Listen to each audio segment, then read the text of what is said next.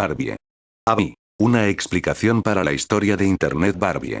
ABI. Esta historia que es viral en Internet cuenta cómo una persona encontró un disco duro en el suelo muy cerca de su casa, su curiosidad hizo que quisiera ver lo que contenía ese disco duro, y lo que encontró fueron unos documentos de no pudo abrir pese a varios intentos, y unos vídeos que tampoco se abrían, con el título de Barbie.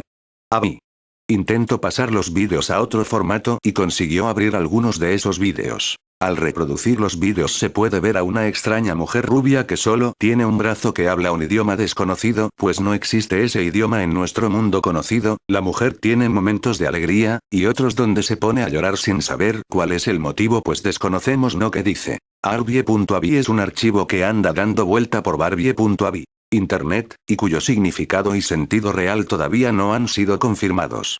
Aparentemente fue posteado originalmente en 4chan, por un usuario que preguntaba sobre su origen. Este usuario afirmaba haberlo encontrado en el disco rígido de una vieja PC abandonada con la que se topó en un descampado cerca de su casa. El video solo muestra a una mujer que habla durante varios minutos, con un sonido totalmente distorsionado que impide entender bien lo que está diciendo. Según el autor del post anteriormente mencionado, el video original era un poco más extenso, e incluía una escena donde se veía a una persona atravesar las vías del tren. Curiosamente este usuario conocía esas vías, y decidió ir a investigarlas.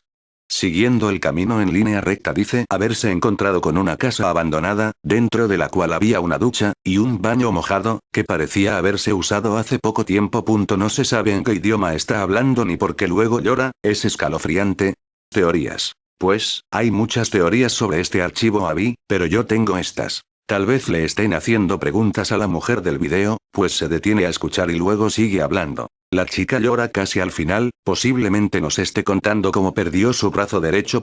Y la parte donde llora es cuando recuerda el momento exacto de aquel accidente. No humanos no nacidos, humanos que cuando nacen no son registrados en ningún censo de nacimiento, mujeres abandonadas sin parientes son captadas por sectas, estas mujeres son ocultadas, sus hijos cuando nacen nunca figuran en ningún registro civil. Estos niños que nacen son llevados a ciudades subterráneos ocultos por todo el mundo, ciudades bajo tierra donde a las personas se les enseñaría un idioma propio, desconocido para nosotros. Estas ciudades tienen sus propias normas, pero seguramente es un auténtico infierno para el que vive allí, sin ningún tipo de moral. Los seres humanos en este lugar serían algo así como pura mercancía para experimentar. Seguramente en estas ciudades ocultas tienen sus propios nacimientos y habría personas al más alto nivel que se mueve entre estos mundos, el nuestro y ese mundo oculto bajo tierra. Esto explicaría por qué la mujer del video Barbie habla un idioma desconocido, quizás también explique aquellas voces del infierno grabada en Siberia en los años 80. Estas ciudades existen en todo el mundo. Hay enormes complejos en Perú y Bolivia, en Cuzco por ejemplo, que han sido investigadas por muchos autores, hasta donde nos dejan. Estas cuevas comunican toda América. El Perú, los túneles de Coriancha acaban en la jungla amazónica. Que la ciencia oficial nos explique qué pinta eso ahí. La leyenda inca cuenta que los primeros incas, como Manco Cápac, llegaron de cuevas subterráneas. Julio Verne era un masón y conocía el secreto de la tierra hueca, por eso se anticipó de nuevo en Viaje al centro de la Tierra. Olaf Hansen dijo haber entrado a ciudades subterráneas dentro de la Tierra en la zona polar norte y sur. Biografía de George Emerson, el dios Uno, la llamada Shambhala Menor. Él y su hijo dijeron haber visto ciudades fabulosas e incluso ovnis. El padre murió y el hijo contó la historia a Emerson a los 90 años en su lecho de muerte. Cuando intentó contarla antes, procuraron meterle en un manicomio. Algo que también contó el almirante Byrd, que encontró un mundo dentro del Polo Norte. En la Antártida se dice que Hitler huyó a una base secreta tras su falso suicidio del búnker. Varios testigos le vieron en Sudamérica Sur. Según los autores esotéricos y otras fuentes privadas de canalizadores y niños índigos, hay otras grandes ciudades intraterrenas como la mítica Shambhala y Agartha en Asia, Telos en Monte Shasta, Posit, Ciudad Atlántida en el Mato Grosso de Brasil, Shonse, colonia lemuriana en el Himalaya, Rama en Raipur India, Xinhua en China Mongolia y una colonia en el Monte Lassen de California.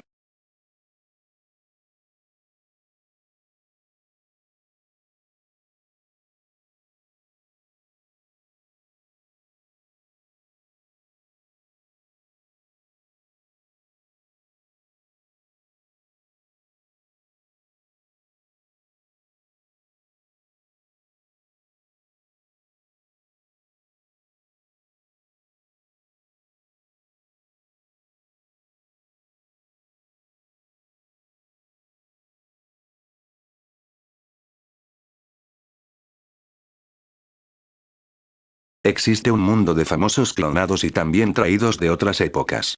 Estos seres famosos clonados vivirían en un mundo bajo tierra. Los anuncios de televisión como el de Sandra Bullock, ese donde se quita unos hilos que representa el poder Illuminati sobre los famosos y donde hay alguien parecido Cary Grant, su clon ficción, todo es un mensaje. Series, películas de ciencia ficción nos muestran algo oculto. Agartha. Estos personas famosas clonada que viven en ciudades que hay bajo tierra tienen prometidas la inmortalidad. El proceso de clonación de famosos tiene varias fases, una de ellas es el recuerdo, es la más importante porque se cree que con ella se recupera el espíritu y el alma del famoso clonado en cuestión. Estos clones ya nacidos niños reciben de sus verdaderos yo con grabaciones de vídeos que duran horas recuerdos de la vida, el máximo de recuerdo. Esto es fundamental para la inmortalidad, pues hay que recuperar el espíritu y esto solo se consigue mediante el recuerdo. Una persona famosa que durante su vida fuera actor recibirá enseñanza para actor, clases de interpretación. Estos seres famosos mueren en nuestro mundo pero viven en el mundo que hay bajo tierra. En este mundo bajo tierra están también los nacidos allí y solo se conocen este mundo.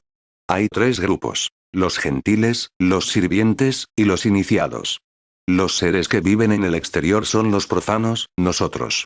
Solo hay 1000 personas elegidas para poder salir y entrar en este mundo bajo tierra, personas que viven entre nuestro mundo y el mundo que hay bajo tierra llamados la élite. Por último, dentro de este mundo están los grises. Personas elegidas para poder salir y entrar en este mundo bajo tierra, personas que viven entre nuestro mundo y el mundo que hay bajo tierra llamados la élite. Por último, dentro de este mundo están los grises. Los más ancianos son homínidos, extremadamente longevos y antecesores del Homo sapiens por más de 1 millón de años. Los más ancianos permanecen generalmente a distancia del mundo superficial, pero de vez en cuando se han sabido ofrecer para aportar crítica constructiva, y se ha dicho que secuestran niños para crecerlos y formarlos como ellos mismos. Por último, en una parte del texto El dios humeante escrito por Willis George Emerson, que sin bien coincide con la longevidad de estos habitantes, ya que relata cómo la gente vivía entre 400 y 800 años, a diferencia de los homínidos, estos tendrían una altura de 12 pies de alto o más. Todas las teorías coinciden en que su tecnología científica es muy avanzada y que podrían transmitirse sus pensamientos unos a otros usando ciertos tipos de radiación. La teología budista afirma su existencia y la teoría que ocasionalmente salen a la superficie para supervisar el desarrollo de la raza humana. También apoyan que este mundo subterráneo tiene millones de habitantes y que poseen muchas ciudades. La ciencia moderna no apoya ni encuentra fundamentos para ninguna de las teorías existentes. Ingresos. Desierto de Gobi. Vista de las cataratas. Los ingresos hacia las galerías que llevan a Agartha están ocultos y se encontrarían en lugares estratégicos e isolados para impedir el acceso a los curiosos o visitantes externos. Muchos se encontrarían escondidos debajo de las aguas de los océanos, lagos, o en pendientes de alta montaña. Habría algunos también en el Brasil, en la vastísima selva que arropa al río Amazonas, los cuales estarían vigilados por indios para nada amistosos, o en Siberia, en el desierto de Gobi. De hecho, se encontraría una entrada aún virgen a pocos metros de profundidad entre las piernas de la Esfinge de Giza en Egipto.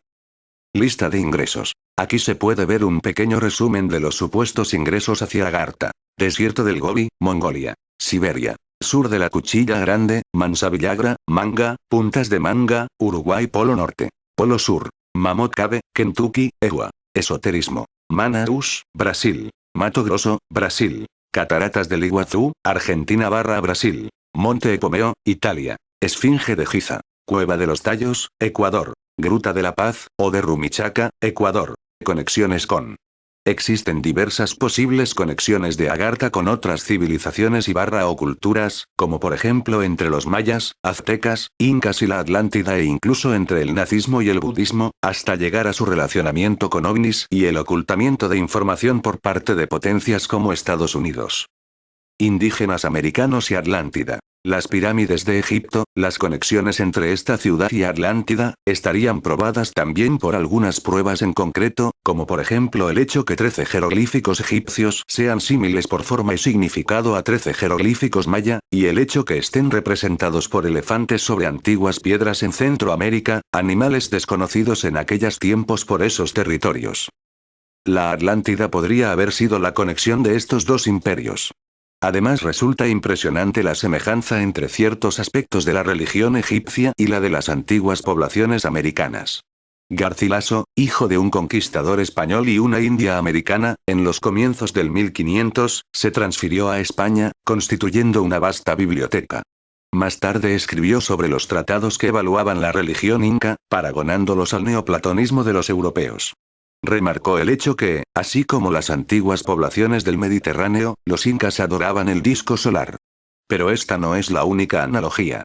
Es sabido, por ejemplo, que la práctica de la momificación era propia de los dioses egipcios así como la de los aztecas o mayas. Además, si miramos la arquitectura de estos pueblos, podemos notar cómo era difundida la estructura piramidal tanto en los pueblos egipcios como en el de los indígenas americanos. ¿El Illuminati usar la clonación para resucitar a los muertos? Ejemplos en la ciencia ficción. Alex Jones fue ridiculizado por el final de su película Endgame, donde se afirma que los Illuminati han prometido a sus secuaces la inmortalidad a cambio de su cumplimiento en la construcción de un nuevo orden mundial. Desde 2007, cuando esta película primer éxito de YouTube, sin embargo, más y más investigadores en el campo de la conspiración han sugerido que la élite mundial utilizará una combinación de la clonación, la ingeniería genética, la cibernética y otras tecnologías transhumanistas para mantener esta promesa. Desde 1997, cuando un equipo de científicos británicos anunciaron que habían clonado con éxito a la oveja Dolly, ha habido muchos rumores de que los seres humanos también han sido clonados. Quizás el más extraño de estas afirmaciones es que el presidente Obama podría ser un clon, y no cualquier clon, pero el resucitado antiguo faraón Akenatón egipcio que hace el presidente dará a luz un sorprendente parecido con Obama. Akenatón abandonó los dioses tradicionales de Egipto a favor de adorar a un solo dios, Atón, que estaba asociado con el sol. De esta Akenatón fundó la religión que fue el precursor de 3 de las 6 principales religiones del mundo: el cristianismo, el islam y el judaísmo. Todo lo cual creen en un solo dios. Estos personas famosas clonada que viven en ciudades que hay bajo tierra tienen prometidas la inmortalidad. El proceso de clonación de famosos tiene varias fases, una de ellas es el recuerdo, es la más importante porque se cree que con ella se recupera el espíritu y el alma del famoso en cuestión. Estos clones ya nacidos niños reciben de sus verdaderos yo con grabaciones de vídeos que duran horas recuerdos de la vida, el máximo de recuerdo. Esto es fundamental para la inmortalidad, pues hay que recuperar el espíritu y esto solo se consigue mediante el recuerdo. Una persona famosa que durante su vida fuera actor recibirá enseñanza para actor, clases de interpretación. Estos seres famosos mueren en nuestro mundo pero viven en el mundo que hay bajo tierra. En este mundo bajo tierra están también los nacidos allí y solo se conocen este mundo. Hay 3 grupos: los gentiles, los sirvientes, y los iniciados.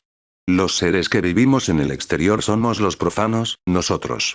Solo hay 1000 personas elegidas para ciudades ocultas. Hay unas 100 colonias subterráneas debajo de la tierra, todas menos una bastante cerca de la superficie. Estas ciudades subterráneas han sido conocidas como la red de Agartha. Sus costumbres varían, pero siguen una estructura de vida común orientada espiritualmente. Las enseñanzas de Melquisedec. Nota 10.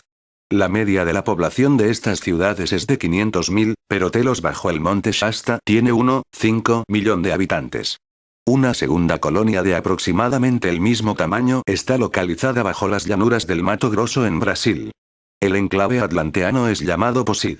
Aunque la Atlántida y Lemuria se han convertido en mitos para la mayoría de la gente de la superficie de la Tierra, en realidad siguen con su evolución bajo tierra. En la antigua Grecia, había un mito sobre Tartar, el mundo subterráneo de mal agüero. El filósofo Anaxágoras, V siglo DC, construyó un modelo de creación compuesto por la Tierra plana rodeada por la esfera de aire y la nube de éter. Él escribió acerca de la existencia del mundo paralelo con su gente, ciudades e incluso cuerpos celestes.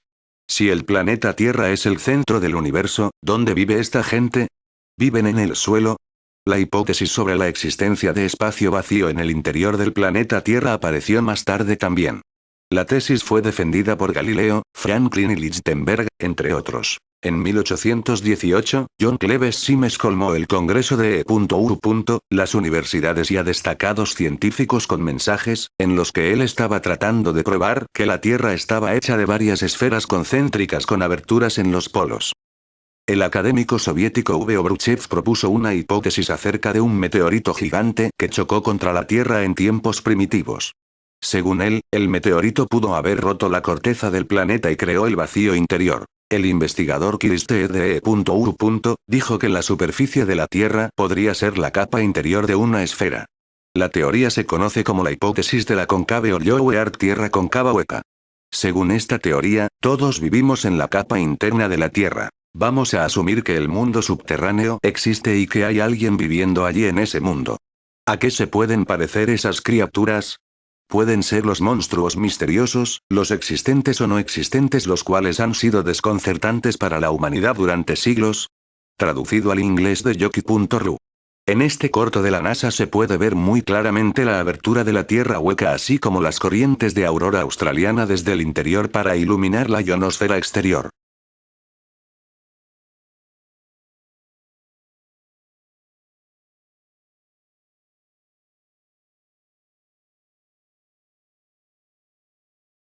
Barbie. Había una explicación por lo que su idioma era desconocido de este video que circula por internet.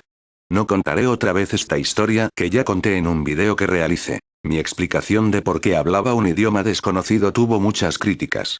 Me criticaban y me contestan en mi video que el audio del video está dañado. Lo que es cierto, el audio está dañado y apenas se puede escuchar.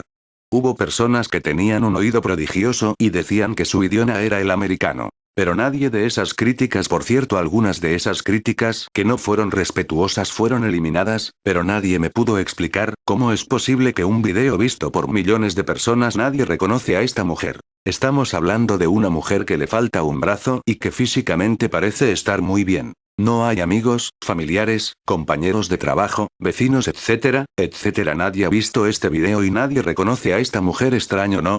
Yo decía que su idioma era desconocido por vivir en un mundo bajo tierra, donde se hablaría un idioma propio. Lo cierto que investigando sobre este tema me encontré con un caso donde hablaban un idioma desconocido. Unos niños de color verdoso que por lo visto vivían en la tierra hueca y donde se vuelve a coincidir con un idioma desconocido. Esta es la historia. Agosto de 1887. 5 de la tarde, unos campesinos que se encontraban cultivando unas parcelas de tierra, en una población cercana a Barcelona llamada Baño, vieron salir de una de las grutas de la montaña a una niña y un niño de pigmentación verdosa, vistiendo ropas de un extraño tejido.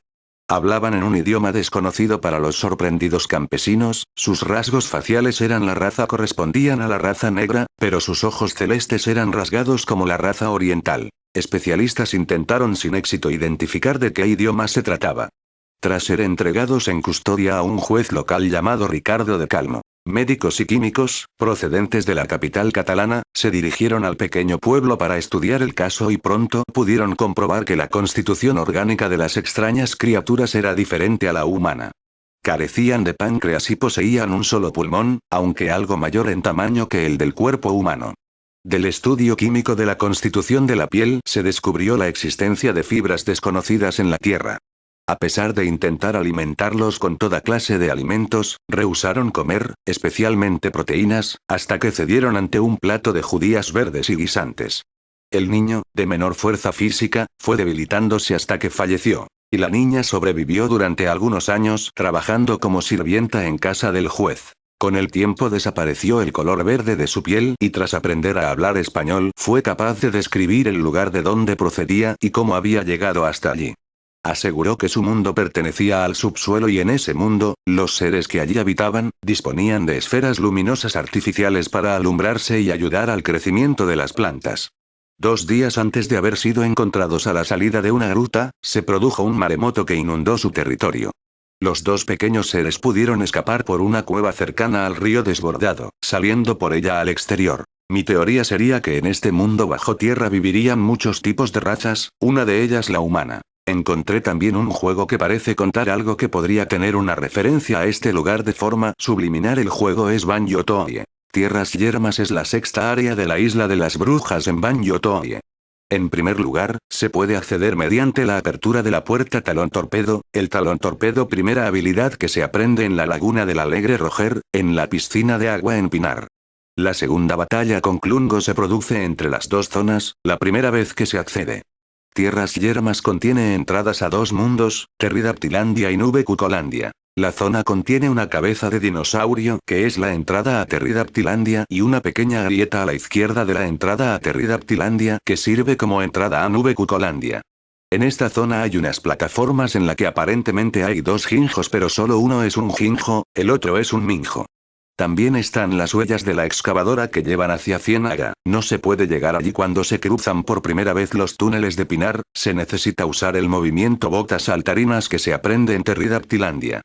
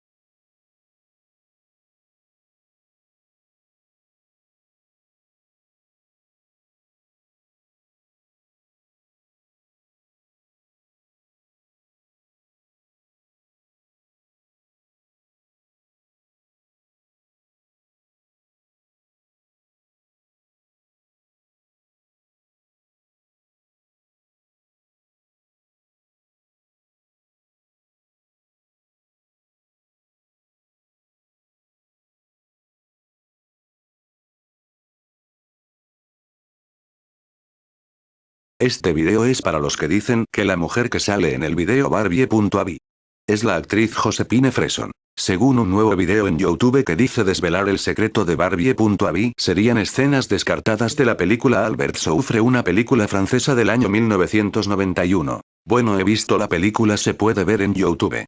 A ver, quitando en pequeño parecido de la actriz, ¿alguien me quiere decir dónde encaja una mujer sin brazo en esta película? Quizás ese día estaban fumados.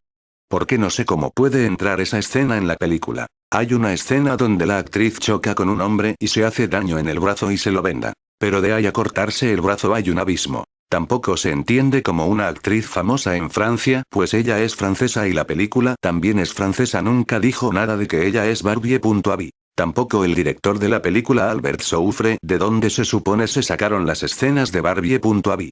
Tampoco los actores de reparto, etc. Ni siquiera los franceses parecen reconocer a una actriz francesa en Barbie.avi. Este es el único video que pude encontrar de esta película. Cuidado, este es el final, pero dudo que pueda haber que un día, no dudo un segundo para poner. Dirigida por Bruno Nuiten en 1992. Reparto: Josephine Freson, Dominique Marcas, Kristen Mcmenamy, Obo Malayad Collin, Jean-Michel Portal, Julien Rassam, Stelle Skornik. Sinopsis, fuente Premiere.fr, que creo que es uno de los mejores para esta película. El amor, la amistad y el azar han hecho una cita a Albert, Jerome, Jeanne, Charles y Joan en un hotel en Burdeos, cerca de un lago. Albert ama pelirrojas, avestruces y sueño de Australia. Jerome, su amigo, como Jeanne, y preparar con ella un concurso de agronomía. Charles es un vigilante nocturno en el hotel, es cosas africanos, misteriosos escritos en un pequeño cuaderno y pintadas por placer. Joan llegó a Francia para la boda de un amigo, ella toma su vida en su mierda en la ciudad, que ya no cree en los sueños.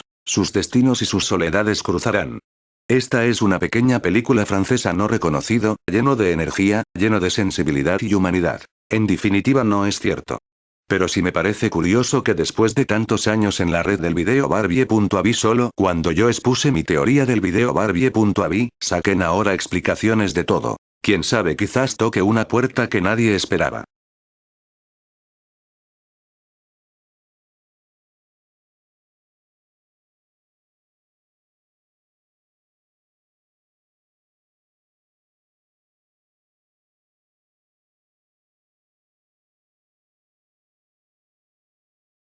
A veces uno tiene ante sus narices grandes misterios que parecen llamarte y lo dejas pasar. Yo me topé con una vieja historia de unos niños que desaparecieron sin dejar rastro. Esta historia es muy pero que muy vieja. 1945 5 hermanos desaparecen de una casa. Pero ¿qué fue lo que me alertó a mí de esta historia? El parecido con otra historia española muy vieja, también año 1986. Veréis cuando escuche la historia de estos 5 hermanos desaparecidos encontré un parecido que me puso los pelos de punta. ¿Cómo es posible que nadie encontrara el parecido de estas dos historias?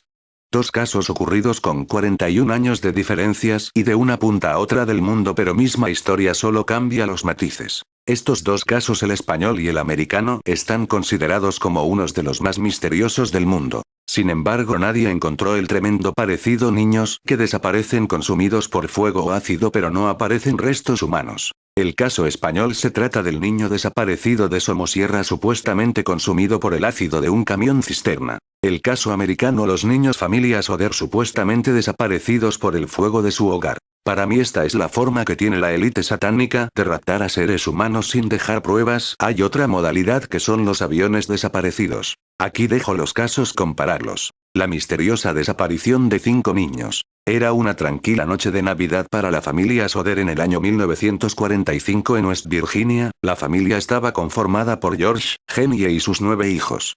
Cuando llegó el momento de que los niños vayan a dormir, 5 de ellos, Maurice, 14, Marta, 12, Louis, 10, Jenny, 8, y Betty, 6, pidieron permiso para quedarse jugando un poco más de tiempo. La mamá aceptó el pedido sin antes recordarles que tenían que acordarse de apagar las luces, cerrar las cortinas y la puerta frontal.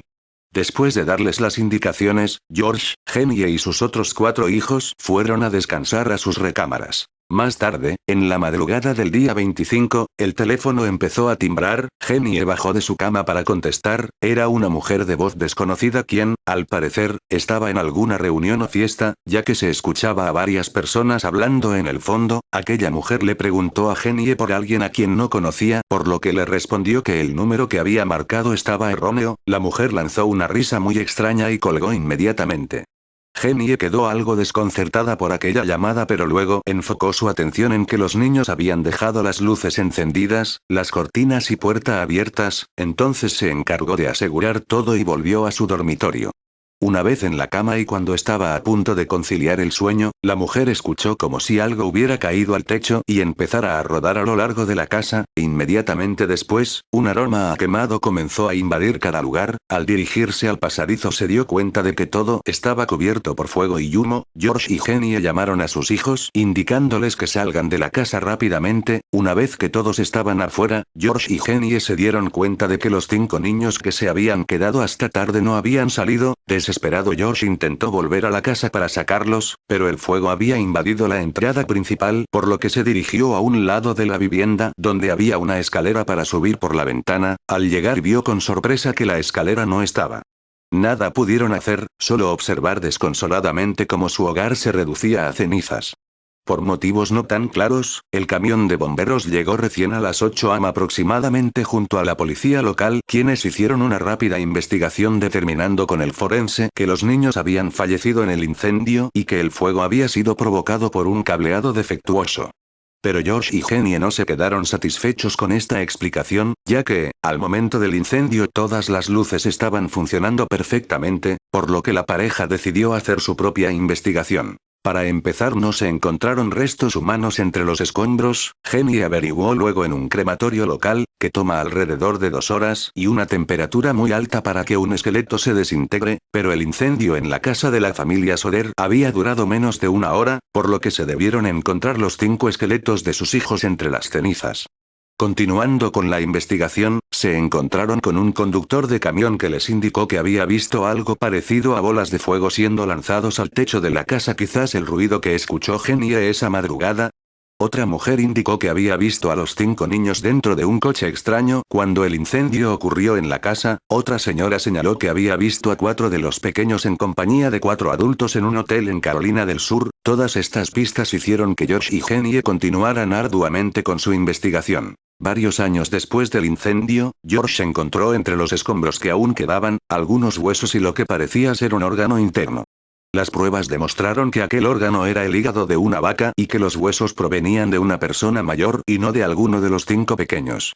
El tiempo pasó y la familia continuó su búsqueda. Luego, en el año 1968, 23 años después del incendio, Jenny recibió un sobre en su correo. Al ver el contenido se quedó completamente anonadada. No había remitente, solo la fotografía de un hombre joven que tenía escrito: Louis Soder. Y Love Brother Frankie. Y Lil Boys. A 90.132. Las autoridades creyeron que sería probablemente algún tipo de broma cruel, pero George y Jenny identificaron en aquel joven a su pequeño Louis. Debido a esta situación, decidieron contratar a un investigador privado para rastrear al remitente de la foto. El investigador dejó West Virginia y nunca más se supo de él. George moriría en el año 1969 y Jenny 20 años después, con la esperanza de que sus pequeños no habían muerto ese trágico día en el incendio. Muchas preguntas se dejaron en el aire. ¿Quién era la mujer que llamó esa madrugada de manera extraña? ¿Tuvo algo que ver con el incendio? ¿Quién movió la escalera de la ventana? ¿Quién tiró aquellas bolas de fuego esa noche en el techo de la familia Soder? ¿De quién eran esos huesos que se encontraron años después? ¿Quién envió aquel sobre el año 1968 y quién era el hombre de la fotografía? ¿Qué pasó con el investigador privado? Si los niños fueron raptados realmente, ¿quién fue el responsable y los motivos que le guiaron a cometer tal acto? La historia es definitivamente cuestionada hasta la actualidad e investigada por detectives aficionados. Existen numerosas páginas de internet hablando sobre el tema. Sin embargo, mientras más pasan los años, las posibilidades de llegar al fondo de la historia se vuelven cada vez más remotas. El niño de Somosierra. Durante la noche de San Juan de 1986, se produjo la desaparición más enigmática acaecida hasta la fecha en España.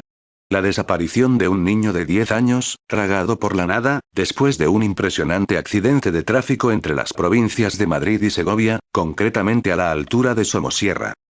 Juan Pedro Martínez Gómez. Un camión Volvo F12, dispuesto a transportar una cisterna con 20.000 litros de ácido sulfúrico oleum, dispuso su marcha desde la localidad murciana de Las Cánovas hasta Bilbao, para desembarcar su mercancía en una empresa petroquímica. Al volante, el conductor profesional Andrés Martínez, al que acompañaban su esposa, Carmen Gómez, y el hijo de estos, Juan Pedro Martínez Gómez. El Volvo F12 repostó en la Venta del Olivo, muy próximo a la localidad murciana de Cieza, y emprendió la marcha hasta la localidad de Las Pedroñeras, en Cuenca. A las 0:12 horas, la familia fue vista por el personal de la gasolinera. Después de echar una cabezada en una zona de descanso, volvieron a la carretera nacional 301 hasta Madrid. A las 5:30 de la madrugada, realizaron su última parada. El lugar elegido fue el Mesón Aragón, en el término de Cabanillas, a pie del puerto de Somosierra. A partir de ahí empieza el enigma. El camión cisterna alcanza los 140 km por hora sin motivo aparente y en una de las variantes de la carretera nacional y, derrapó chocando frontalmente con otro vehículo de gran tonelaje. El camión se sale de la calzada y procede a impactar contra una hilera de vehículos que circulaban detrás. El Volvo F12 se estrella posteriormente contra un árbol y se produce una brecha considerable en la cisterna. Esta acaba por desquebrajarse del todo y la totalidad del ácido es esparcido por toda la carretera, con el consiguiente caos circulatorio. La Guardia Civil, después de presentarse en el lugar de los hechos y desviar el tráfico, comprueba la cabina del Volvo F12 totalmente destrozada y 2 ocupantes calcinados entre un gran amasijo de hierros. Estas personas, según los informes, son Andrés Martínez y su esposa, Carmen Gómez. La noticia saltó pronto a los medios de comunicación de todo el país. Hasta ese momento nadie conocía la existencia de un tercer pasajero. Pero fueron los abuelos del chico, desde su domicilio de Las Cánovas y tras presenciar el trágico suceso en las noticias, quienes se pusieron en contacto con los cuerpos de seguridad del Estado. La pregunta era clara: ¿dónde está nuestro nieto? El nombre de Juan Pedro Martínez Gómez corrió como la pólvora en boca de todos.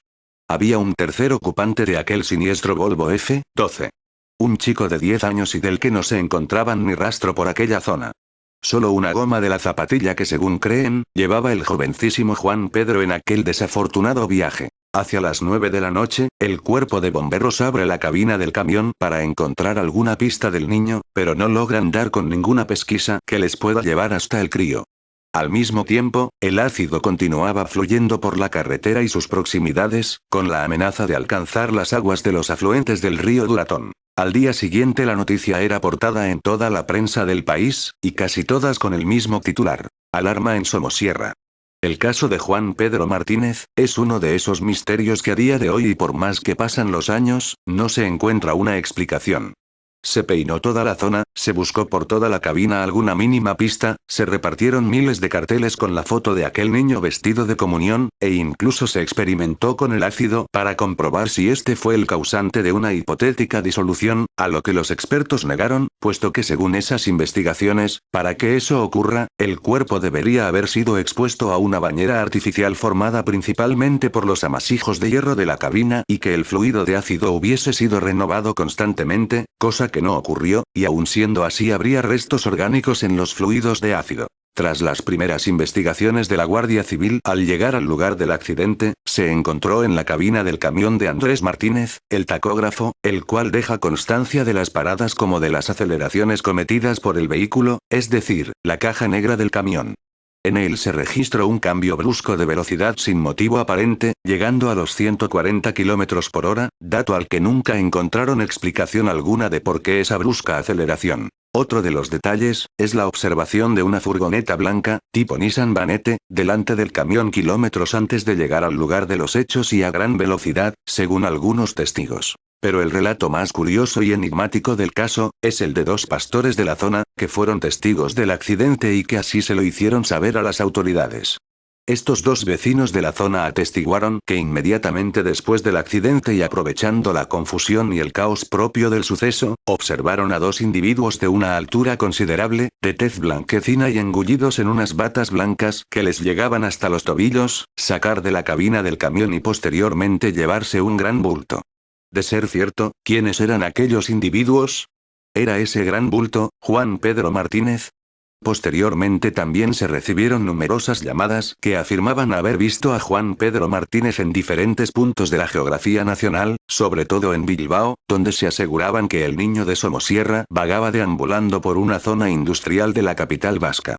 Posteriormente las investigaciones de la policía desecharon esos testimonios al no encontrar ninguna prueba de ello. Han pasado muchos años, ha llovido mucho desde entonces, han corrido ríos de tinta sobre este conmovedor suceso y sobre todo muchísimas investigaciones, y todavía nos hacemos la misma pregunta que aquella noche de San Juan de 1986, ¿qué fue de Juan Pedro Martínez Gómez, el niño de Somosierra?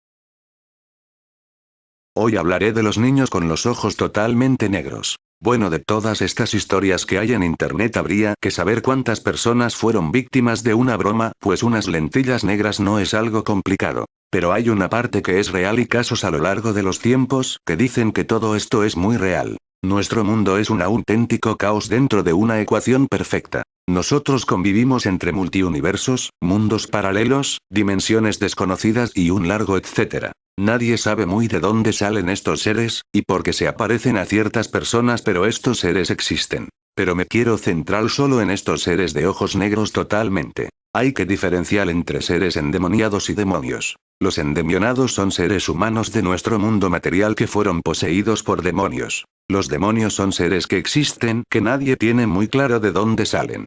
Vienen dimensiones ocultas, quizás del antimundo, no se sabe, pero existen. Ellos son demonios y tienen los ojos totalmente negros porque está en su naturaleza. Es como si nos sorprendiéramos de que los alemanes son rubios con ojos azules. Todos los demonios necesitan de una invitación para entrar en tu casa.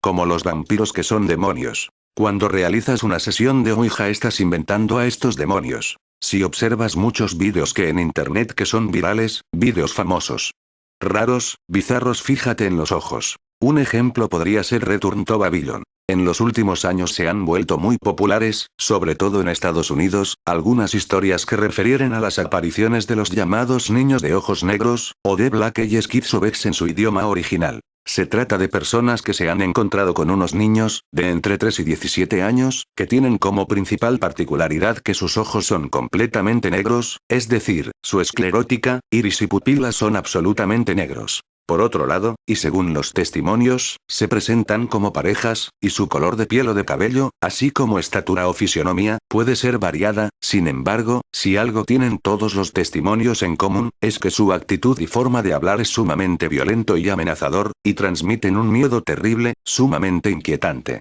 En estos tiempos de Internet, es muy difícil saber el verdadero origen de estas historias. Nuestros amigos recordarán, por ejemplo, la historia de Slenderman, y cómo ésta se originó en un foro de Internet y luego se convirtió en una verdadera leyenda urbana con consecuencias trágicas incluso. Sin embargo, cada vez son más los testimonios que hacen referencia a encuentros cercanos con este tipo de niños. El inicio del mito. La historia de los Becks podría tener su origen en el testimonio del periodista estadounidense Brian Bethel y su encuentro con estos extraños seres. El hecho ocurrió el 16 de enero de 1998, y es así como este periodista lo contó en su momento. Era de noche, recordé que adeudaba la cuota mensual de Internet y para evitar un indeseado corte, decidí ir al centro comercial donde la empresa tenía un buzón para pagos fuera del horario comercial. Al lado de la antigua sede de Camelot Communications, en Abilene, se hallaba un cine, que en ese momento proyecta Mortal Kombat, así que estacioné frente a la marquesina para aprovechar la luz y escribir el cheque, cuando de repente alguien golpeó la ventana del acompañante. Volteé la cabeza y vi que había dos niños observándome.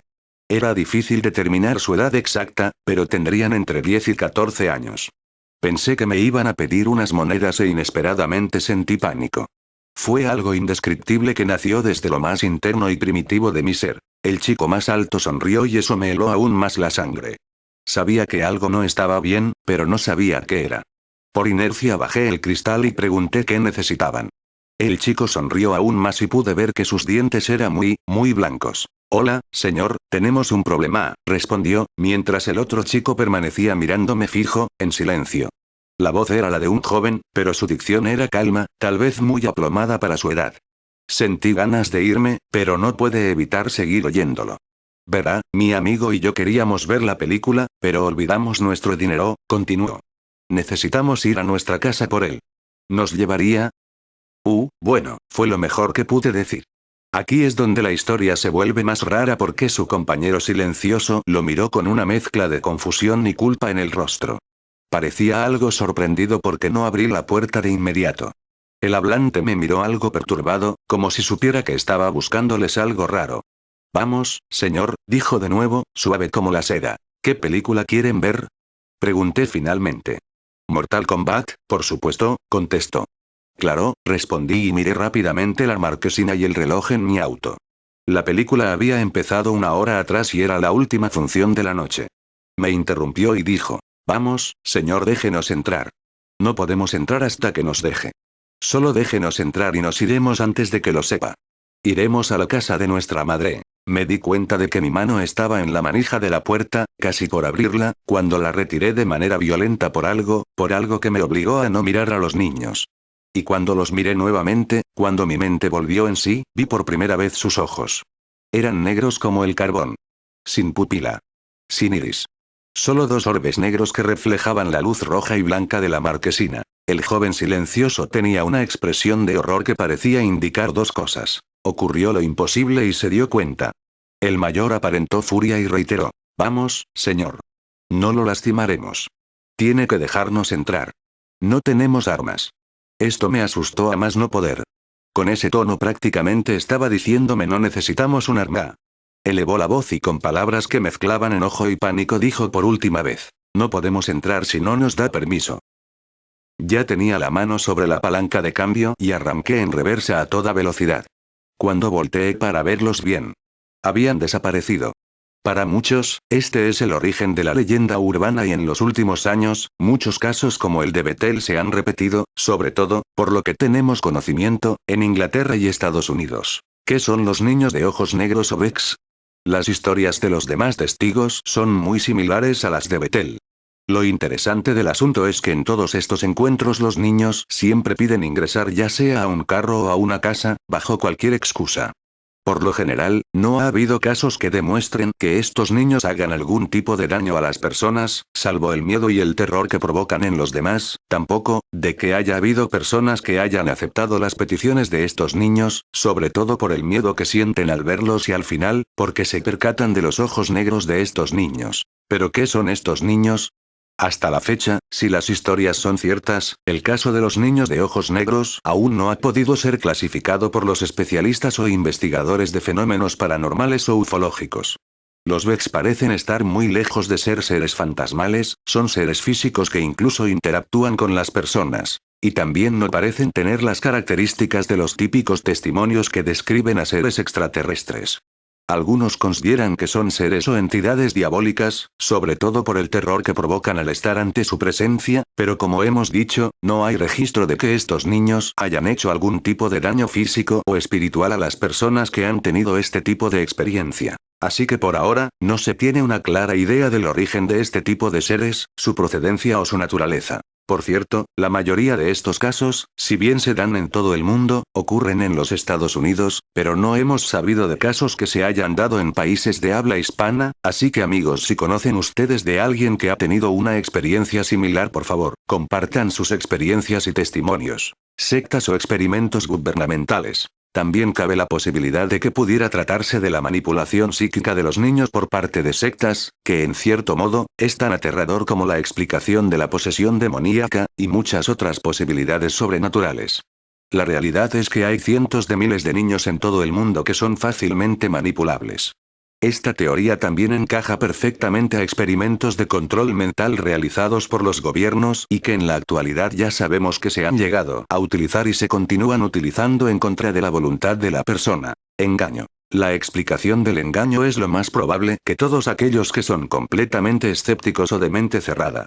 Sin embargo, si se trata de un engaño o de una broma perpetuado por adolescentes aburridos, parece extraño que en todas partes del mundo compartan una experiencia similar y que nadie haya sido capaz de llegar a explicarlo. Pero dejando de lado todo tipo de teorías, la realidad es que estas entidades son algo más, algo mucho más oscuro.